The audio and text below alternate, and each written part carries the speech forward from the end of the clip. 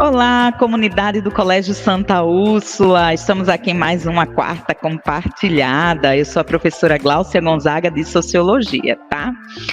Tecnologias. Isso é uma novidade em nossas vidas? Elas estão presentes no nosso trabalho, escola, cotidiano. O cyberespaço, como diz o Pierre Levy, o filósofo, é um novo campo de atuação dessas relações. Nossos celulares, que a gente pode chamar uma espécie de microcomputadores, viraram equipamentos que facilitam a nossa vida. A gente pode fazer operações bancárias, entretenimento, aulas em EAD e, é claro, se comunicar. E este último, principalmente em rede. Facebook, que já vai virar Meta, Instagram, WhatsApp, apps de jogos, uma infinidade de tarefas podem ser executadas, mas nem tudo são flores, tem os seus riscos. E é preciso usar com sabedoria e extrair o melhor dessa tecnologia, desse novo espaço. Hoje, o Quarta Compartilhada está debatendo o uso consciente desses equipamentos e plataformas com o tema Sociedade Virtual, Cidadania, Jogos e Cultura. Para esse debate, para conversar comigo, convido os seguintes professores. Felipe Cirino, de Filosofia, nosso professor do ensino médio. Jô Saulo, de Redação e Interpretação, também nosso professor do ensino médio.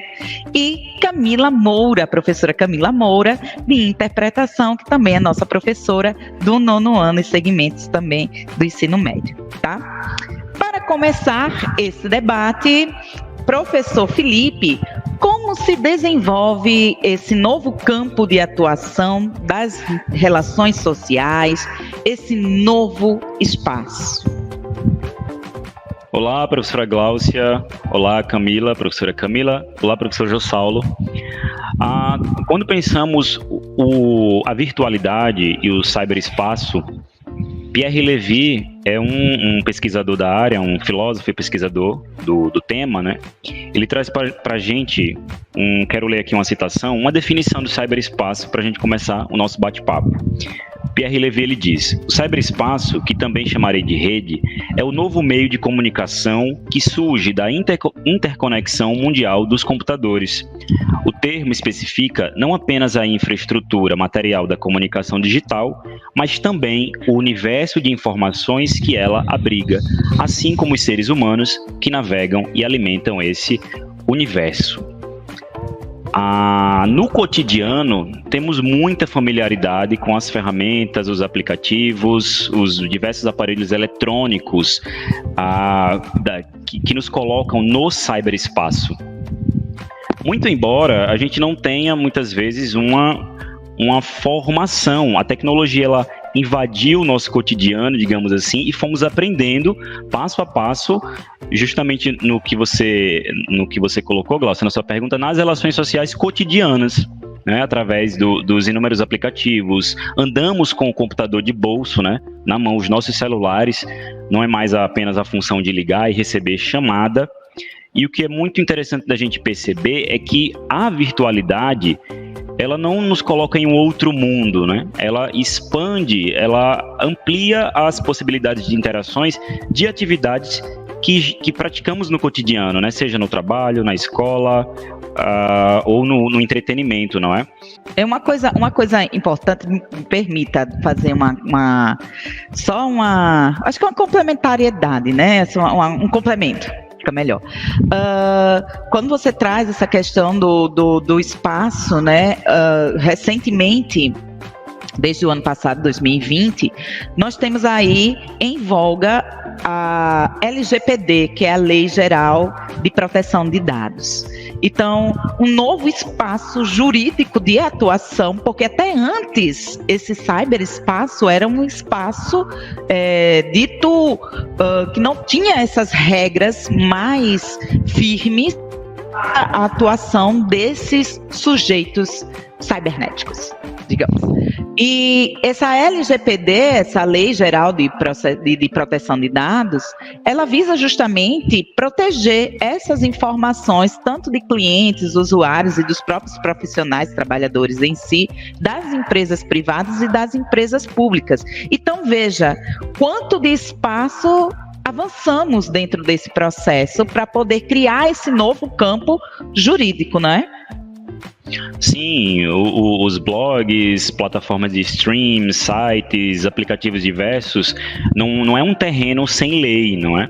A nossa vida ela é regrada por um conjunto aí de precedentes jurídicos, e ao passo que a internet ela se coloca no nosso cotidiano, situações várias surgem, não é? E toda uma nova legislação passa então a se fazer necessária, não é? Seja para proibir crimes intencionais mesmo, ou para situar e regular aquilo que ainda estamos aprendendo a fazer.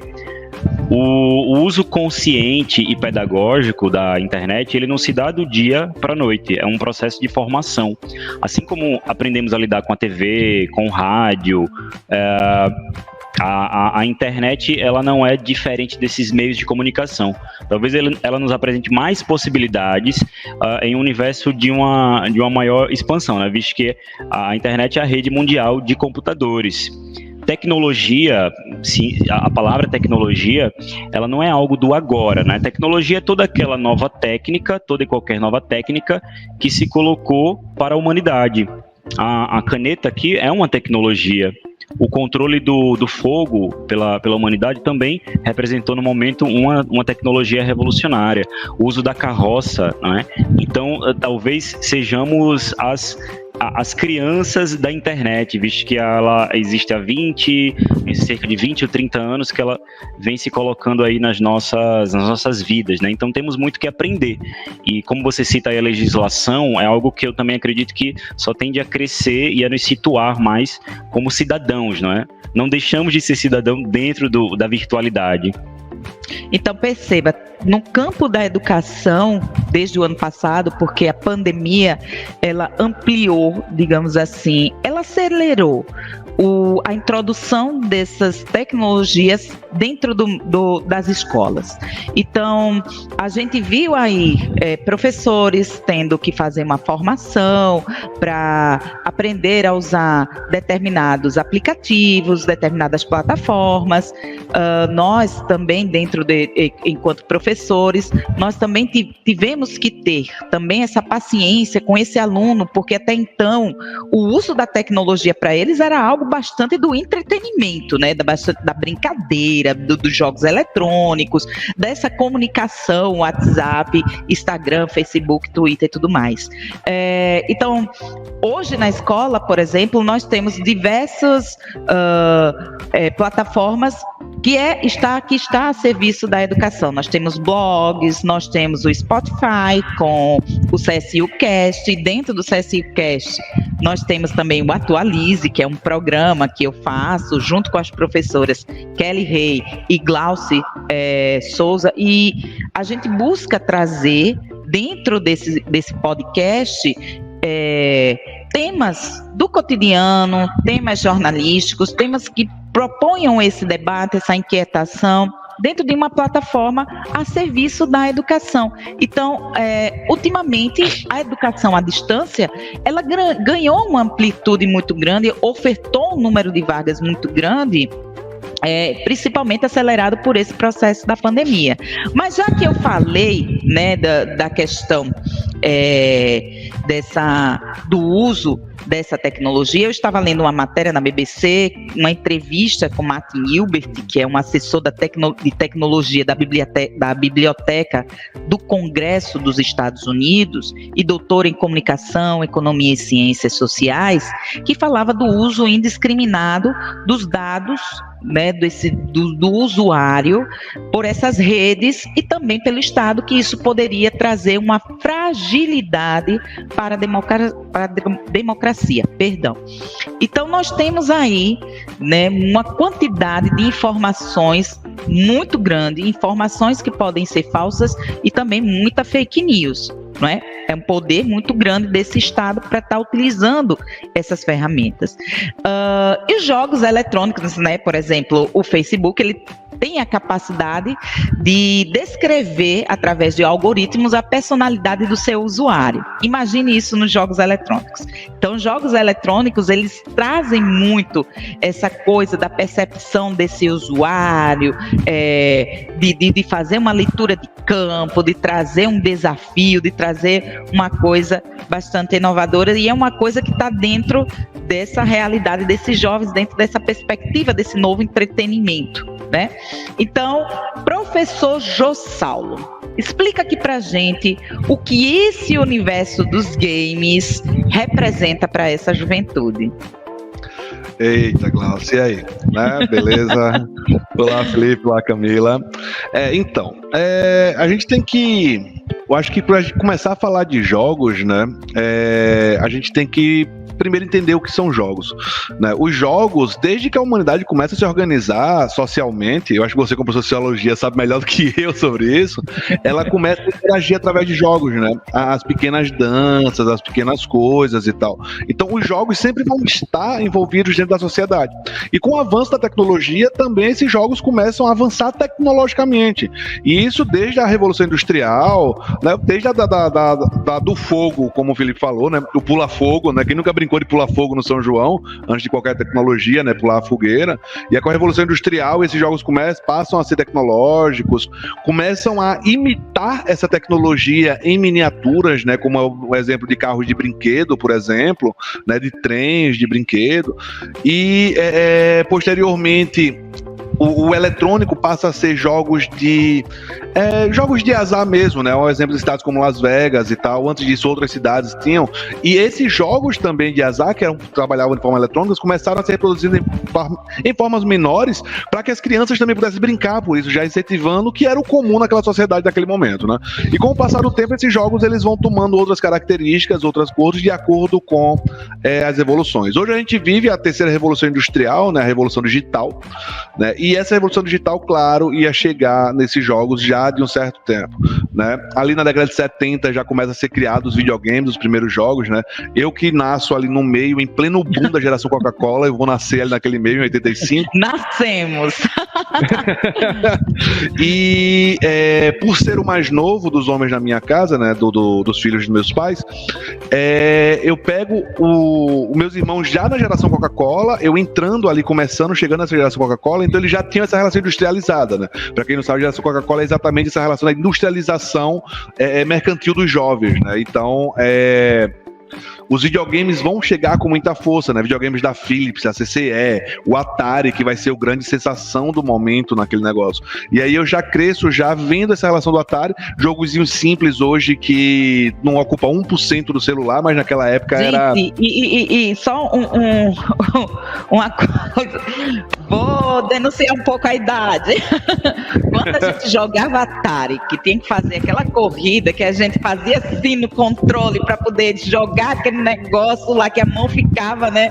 Corrida, Olimpíadas, 2.000 metros, e a gente lá no controle, né? No console, né? No console lá do Atari. Geração Super Nintendo, não é? A geração Super Nintendo. Todo mundo, né, jogou o Super Mario. E a gente tentando ali chegar nos 2.000 metros. E aí veio também, né, a Sony aí. Só pra gente abrir esse espaço. Mas é exatamente isso, né? Era uma interação maior, que é onde eu cheguei falando isso exatamente por causa dessa interatividade. A modificação que houve nesses jogos, né? A Camila falou do Sonic, né? A Sega também tinha muita força. Eu acho que após o Atari, né? A Super Nintendo, a Nintendo, né? Com os Nintendinhos e depois o Super NES de 2 bits e a Sega, né? Aí como falaram do Sonic, com o Master e o Mega Drive, dominaram os anos 90 como um todo, né? E quando você vê jogos que eram extremamente necessários, eu acho que todo mundo aqui, pelo menos nessa sala, cresceu jogando pelo menos um pouquinho o Mario, o Sonic, Alex Kidd, né? Aquela coisa toda. E isso já revolucionou a nossa juventude, né? E que era uma coisa extremamente extrema. E quando a gente entra nos anos 2000, né? Quando a gente vai entrar ali, que começa a nascer as redes sociais, porque até então já começa a nascer os blogs, os microblogs, né? As salas de bate-papo da UOL, da BOL, não sei o que lá e tal. Mas depois começa a nascer as redes sociais, acredito eu com o Orkut, não sei se foi a primeira rede social realmente, né? Mas acredito que tenha sido. Com o Orkut também começa a trazer joguinhos ali dentro, e o negócio começa a ficar colorido, aí depois o Facebook vai trazendo não sei o que lá, fazendinha, aquilo outro. E esses jogos passam a ser parte do cotidiano, né? Quando os celulares começam a se popularizar, os celulares que existiam desde a década de 80 também, né? Apesar que não eram tão móveis assim, eles meio que tinham que ficar ligados no carro ou em alguma coisa, e eram extremamente caros, né? Só as pessoas só com muito dinheiro tinham isso, só serviam para ligar e breu, né? Você ligava e recebia mensagem. Hoje em dia, a última funcionalidade do telefone é ligar e receber mensagem. Se você liga pro adolescente hoje, ele não atende, manda uma mensagem, tá ligando por quê? Fala por aqui, tá ligado? Eles não querem mais saber de ligação. A função do telefone, ela não existe mais, né? Então manda áudio, Tô me entregando. A função do telefone não existe mais. E aí, quando esse telefone começa a se popularizar, eu acho que a nossa sociedade viveu uma sociedade tão ociosa que começa-se a modificar essa relação dos telefones. Para que servem os telefones? E aí inventam os SMS, a mensagem de textos, né? Também que a tecnologia começa a avançar, os textos podem aparecer ali e tal. E depois começa a vir um joguinho. Eu não sei qual foi o primeiro jogo, mas eu acho que o jogo mais popular que teve nessa época era o jogo da cobrinha, né? Que você ia comendo as coisas e tal, e a cobrinha ia crescendo, e a ideia era deixar a cobrinha o maior possível. E hoje em dia a gente pega o telefone, como a Glaucia falou aí, né? O celular é um microcomputador, é um computador de bolso. E todo mundo tem um jogo instalado no celular, e esses jogos, eles dominam exatamente o que teoricamente era para dominar o nosso tempo ocioso, né? Hoje em dia ele está indo além desse tempo ocioso, porque ao mesmo tempo que nós temos os jogos que servem para o entretenimento, inclusive para socializar, eles são extremamente importantes para socializar. Antigamente, para socializar o videogame, a gente tinha que sentar todo mundo no mesmo canto e jogar o mesmo console. Hoje em dia, nos videogames, seja Xbox, PlayStation, né, que são os dois que dominam o mercado hoje, você joga online com todo mundo. Jogos de PC, você joga online com todo mundo. E, Jô, eu tive em 2017 na CCXP em Recife, e teve um momento que foi um momento para conversar com gamers. E eu tava ali naquela sala porque eu queria ver o Carlos Villagrán. Para quem não sabe, Carlos Villagrán é o ator que faz o Kiko do Chaves. Então, eu cresci ali na frente da TV assistindo Chaves. Então, assim, eu queria ver ao vivo o Carlos Villagrán, mas o Carlos Villagrán era a atração final. Antes teve um bate-papo com gamers falando sobre a profissão gamer. Então, na época da gente, jogar videogame era uma coisa tipo, menino, vai estudar, menino, vai fazer isso, menino, larga isso, você só quer estar com isso pra cima e pra baixo, né? Isso não dá em nada. Pelo contrário, hoje tá dando em alguma coisa. Hoje é uma profissão. Só eu quero fazer uma observação nesse ponto. É um mercado da produção de jogos, não é? Você tem trabalhadores ali produzindo aquilo que aparece como mágica, mas não é mágica, né? Você tem, inclusive, um mercado de tradutores, pessoas que vão traduzir jogos, pessoas que estudam design gráfico.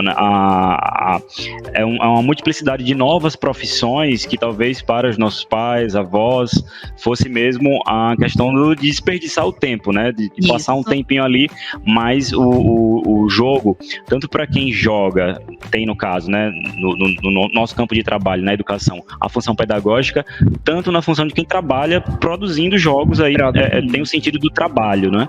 É interessante destacar isso mesmo. Eu acho bacana também a gente, só fazendo um adendo, né, entrando nessa perspectiva dos jogos e da importância, né, de valorizar esse novo mercado, esse novo espaço, essas novas profissões, na verdade, que estão se desenvolvendo a partir dessa perspectiva, que não começa agora, né, que começou já lá atrás. Tem uma galera que já está trabalhando com isso há muito tempo, mas que, como vocês citaram, né, mencionaram, não eram tão valorizados, eram até desmerecidos oferecidos, e os que conseguiam eram muito grandes, e aquilo ali era uma coisa assim, que o jovem olhava e dizia, não, é inacessível, é um mercado para poucos. E aí a gente pensa nessa nova perspectiva do ensino médio, e eu fico muito feliz de saber que isso já vai estar sendo incorporado de alguma certa forma, né, para que eles sejam motivados e se engajem, sejam capacitados para entrar nesse mercado, que é um mercado que eu acredito que está longe de ser saturado. Uhum. Não, é exatamente isso, né?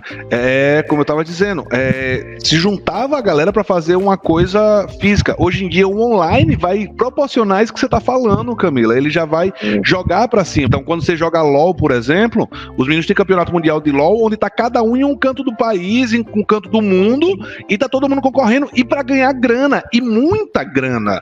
Não é pouca grana. Sem sair de casa, exatamente. E aí, tipo, por exemplo, o cara tá ferrado ali, tá com, não tem grana, o adolescente, até um adulto mesmo, e aí ele abre uma conta no Twitch, né? Ele abre essa conta no Twitch e começa a transmitir ele jogando com um tempozinho. O Twitch, pra quem não conhece, é um tipo de YouTube só pra jogos, só pra transmissão ao vivo de alguma coisa, que se popularizou pra transmitir jogos, né? E ele vai conversando com a galera e jogando. E aí ele tem um negóciozinho que é doação, né? E aí fica lá a doação. Você, tipo, com um Pix, alguma coisa, ou clica no negócio com cartão e doa R$1, R$5, R$10 pro cara que tá fazendo a live.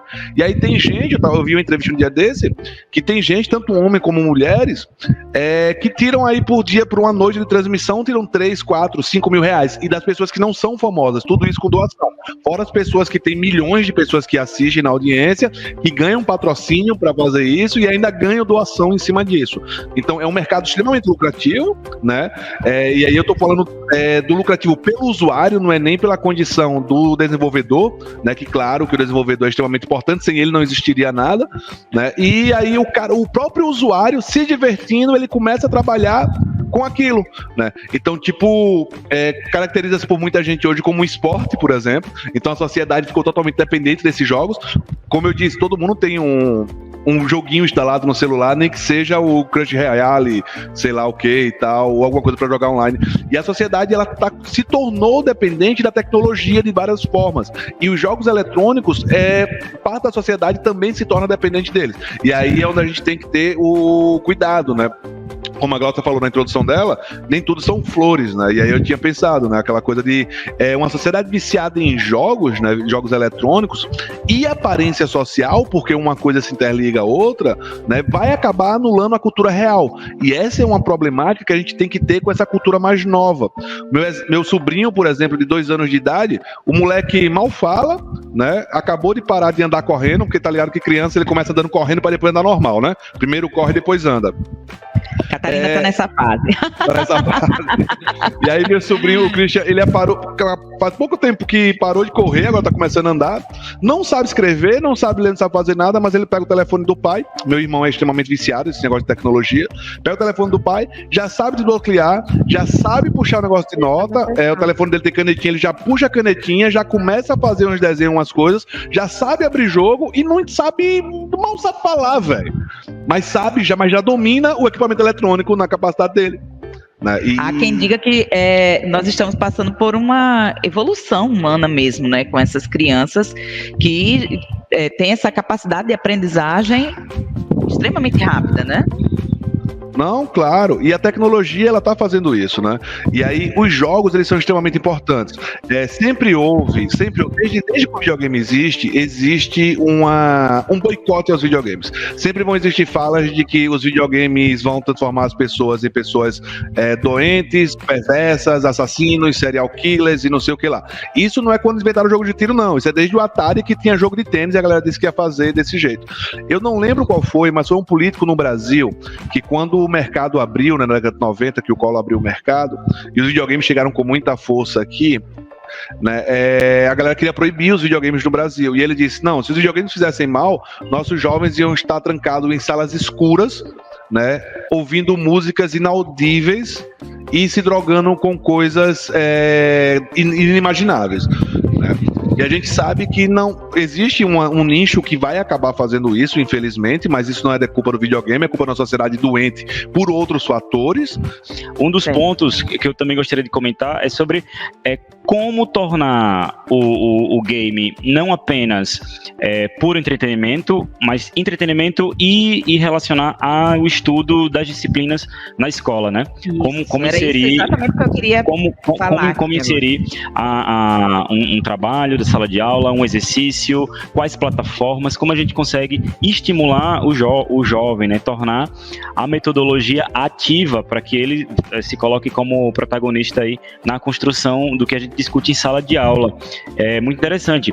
Eu também sou professor de língua inglesa, sou professor de filosofia e professor de língua inglesa. E muitos alunos, eles falam que aprendem termos, expressões em língua inglesa através dos jogos. Se vê ali forçado a estudar mais um pouquinho de inglês, para entender melhor o contexto, a história dos jogos, é algo que eu acho interessante, né, esse aspecto.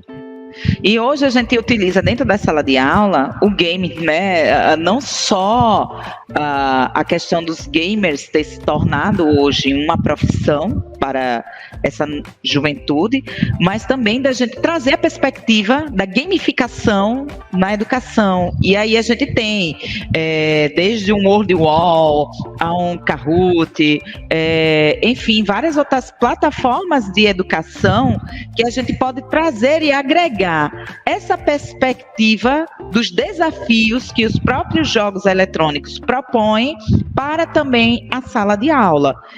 Olha só como esse campo ele trouxe essa dinâmica também para a gente, né? E tanta informação que a gente pode utilizar com esse aspecto dessas tecnologias para o nosso cotidiano. E isso transformou na realidade o nosso espaço cultural. Então, o meio de atuação ele não se depara apenas com o meio físico das relações, mas as nossas relações também estão sendo construídas nesse espaço virtual também. Novas formas de se comunicar, novos padrões culturais que estão sendo dinamizados e construídos a todo momento. Professora Camila, eu já queria, foi bom até você me chamar, porque eu queria já, tá tudo muito bom, tudo muito bonito, sim, mas nem tudo é tão bom e nem tudo é tão bonito, né? Uhum. Na vida nem tudo é assim. E aí eu fiquei aqui pensando nessas tecnologias, essas plataformas são maravilhosas, são incríveis, ajudam muito, né? O difícil é às vezes conseguir mantê-los conectados naquele aplicativo em específico, como o universo ali dentro daquele pequeno aparelhinho, né, é infinito. Para ele se desconectar, se desconcentrar, é muito fácil, né? Porque tudo é extremamente atrativo. Então, assim, a atividade, a plataforma é incrível, mas o que a gente constrói dentro dela tem que ser mais incrível ainda para conseguir manter aquele aluno extremamente, né, dedicado àquela atividade, para que ele se encontre ali dentro. Isso é a parte que não é tão difícil, na verdade. A parte que eu ia tocar no ponto, né, negativo da coisa, e eu vou puxar a sardinha para o meu lado, para a minha área, é a questão da escrita. Aproveita, Camila, porque como a gente já está aqui, o tempo já está ficando curto para a gente, já que você já vai fazer essa fala, como é que o nosso aluno ele pode utilizar todas essas informações, esse tema, e trabalhar numa perspectiva da construção de uma redação para o Enem, né? Bom, foi citado aqui a Revolução Tecnológica, terceira Revolução Industrial, começa lá no século XX. O Felipe falou uma coisa interessantíssima, né, que sobre tecnologia. O que é essa tecnologia? Né? A tecnologia são coisas que vão melhorando a nossa vida e não necessariamente elas começaram quando os equipamentos tecnológicos apareceram na Revolução Tecnológica. Não foi assim, né? É desde que o ser humano é humano, ou se tornou racional, na verdade, que isso começou a acontecer. Foi a roda, foi a caneta, foi o lápis, né? Isso são tecnologias ainda muito importantes, né? Muito usuais, necessárias ainda, que aparentemente perde-se um pouco do valor perto do que a gente tem de aparato tecnológico, mas que estão ali para manter a nossa humanidade ainda em evidência. Porque se a gente para de usar essa simples tecnologia como o lápis, por exemplo, como a caneta, por exemplo, né, a gente abandona uma coisa que é feita por meio de nós mesmos. né? Albert Einstein vai dizer isso. Até coloquei aqui. O espírito humano, ele precisa prevalecer sobre a tecnologia. Eu acho que isso é um ponto interessante que o aluno pode destacar numa redação, porque às vezes ele fica muito preso em falar apenas sobre os aspectos positivos e negativos das consequências, né, da revolução tecnológica, sobre a ciência, sobre a informação, e esquece de pontuar essa questão humana, né, essa nossa humanidade, que a tecnologia não pode ficar, ela não pode se sobressair, né, ela deve estar a nosso serviço, ela deve compor o nosso meio, né, a nossa convivência, o nosso trabalho, o nosso estudo, mas isso não pode tomar conta, né, da nossa humanidade, de quem nós somos. E aí, acho que o Jô falou, né, sobre essa perspectiva dos jogos. Os meninos entram dentro dos jogos ali, às vezes ficam absortos ali dentro, se perdem até de si próprios. Isso é um ponto negativo, isso é um malefício, que eu acho que é muito importante de ser comentado e ser citado. Os meninos devem pesquisar sobre essas consequências, né, prejudiciais à saúde mental, que é um tema que é recorrente, que está em bastante evidência e que está totalmente ligado a isso, né? O fato da gente ficar ali numa fila e não conseguir, uma fila de supermercado e não conseguir se manter, né, na sua pessoa e estar sempre abaixando a cabeça para olhar o seu celular, por exemplo, é um ponto que eu acho que deve ser abordado, né? A gente precisa tocar nesses assuntos que são um pouco incômodos, já que todo mundo anda fazendo a mesma coisa, né? Mas falando de tecnologia na educação, é sensacional, a gente não tem o que dizer, né, do quanto isso é positivo, é estimulante, é impactante na educação, né, nos reflexos da educação, como esse aluno hoje pode trabalhar com os seus estudos, pode trabalhar o seu estudo com tanta diversidade de tecnologia ao seu redor, à sua disposição. Os que têm esse privilégio, é óbvio, né, computador, celular, smartphones, né, de todos os tipos, iPads, enfim, tudo isso ajuda no processo, porque ele tem ali aquilo que a gente não tinha, porque todo mundo está se achando velho, mas eu também não sou tão novinha assim. Eu ainda sou da época da biblioteca, eu ainda sou da época da Barça, né, que tinha que ir lá na biblioteca, abrir, aquilo ali era uma coisa fascinante pra gente, à época, né, ter aqueles livros gigantescos, mas mais fascinante ainda é você poder pegar uma coisa que está na palma da sua mão, abrir e encontrar tudo com muita facilidade. Porém, volto a um ponto que eu queria falar no início da minha fala, que eu dei uma volta e ainda não toquei, que é algo que tem me preocupado bastante como professora de linguagens, que é a escrita. Né? E eu não falo da escrita apenas a escrita tradicional no papel. Estou falando da escrita do modo geral.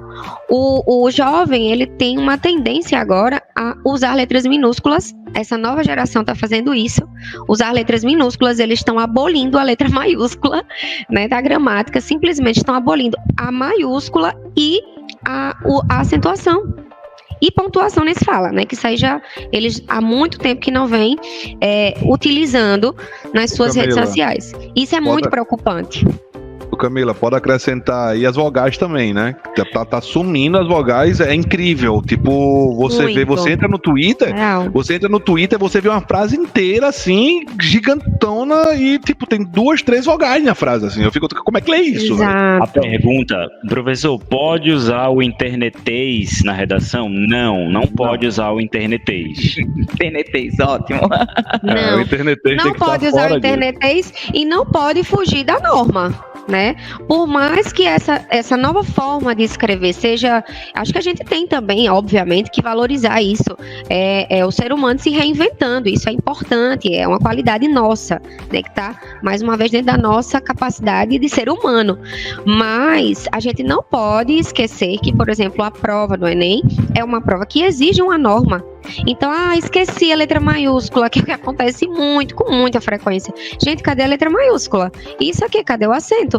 Esqueci, depois eu ponho. Eu acho mais bonito assim. Alguns dizem isso, que acham mais bonito a letra a palavra ser escrita toda com letras minúsculas. Gente, mas vocês estão fugindo à norma gramatical, não pode, né? Na internet está liberado, ok, muito bom, mas na sua redação, não.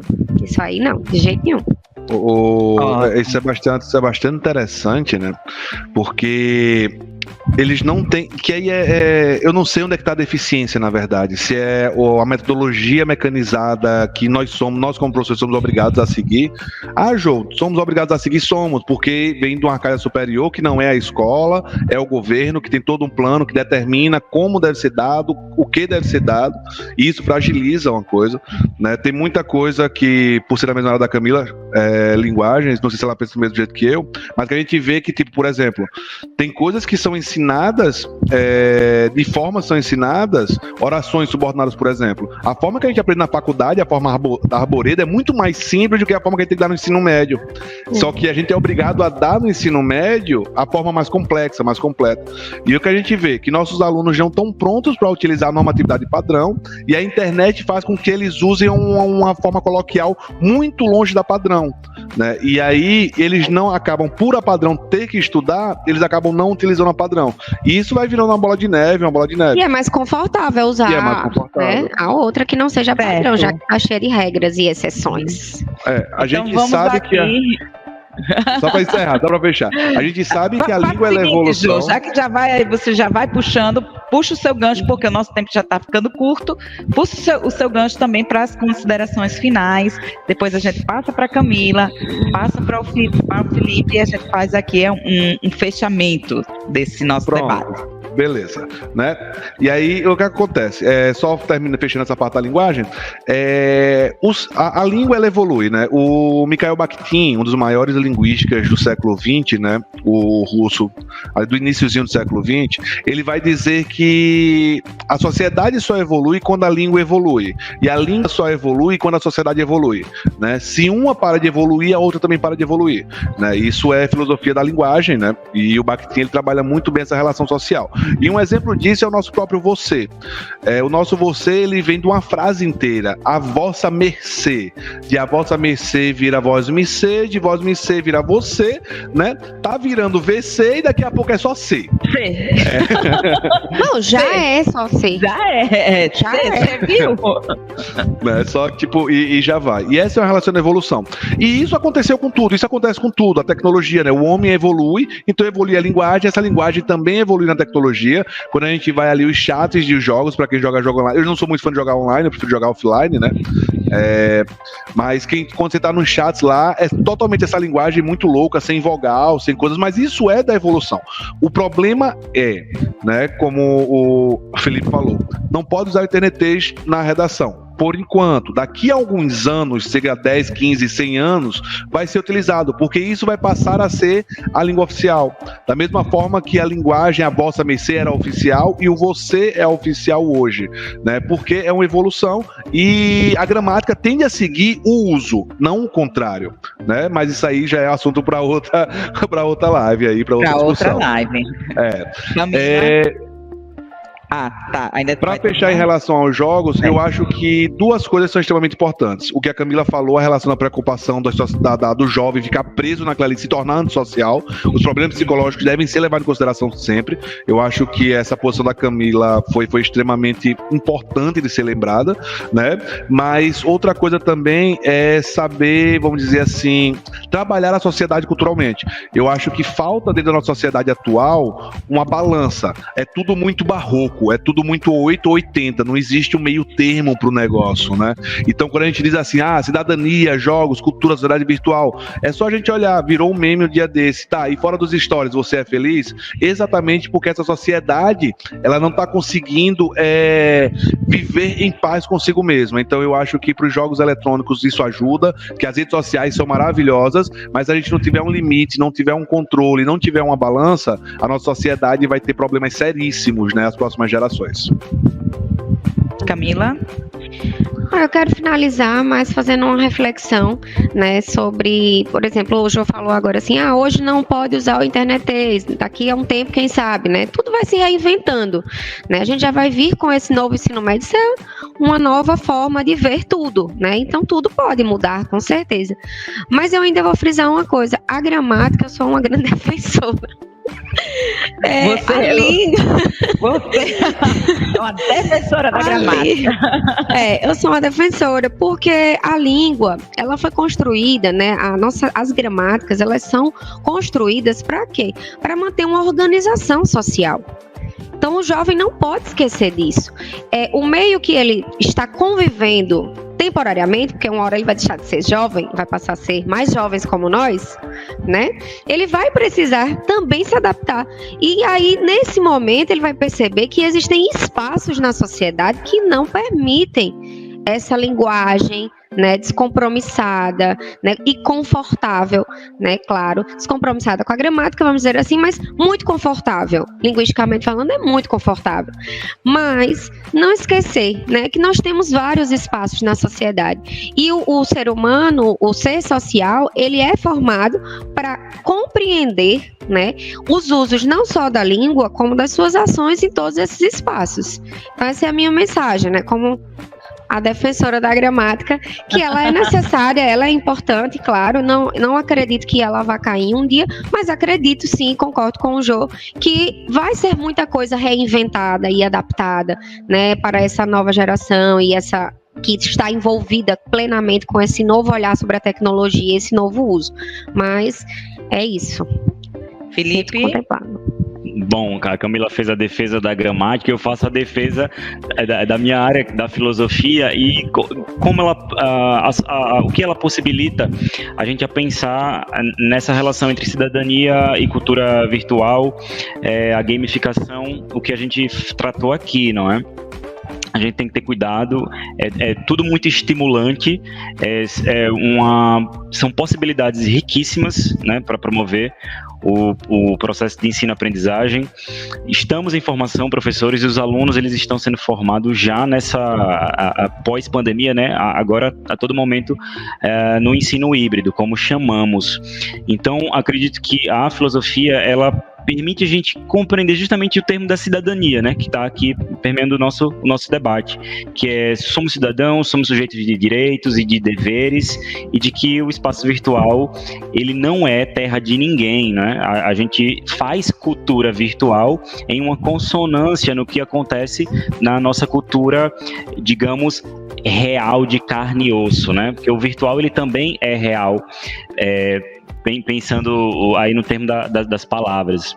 Então, acredito que é um papel da gente como professor e de eterno aprendiz também, né?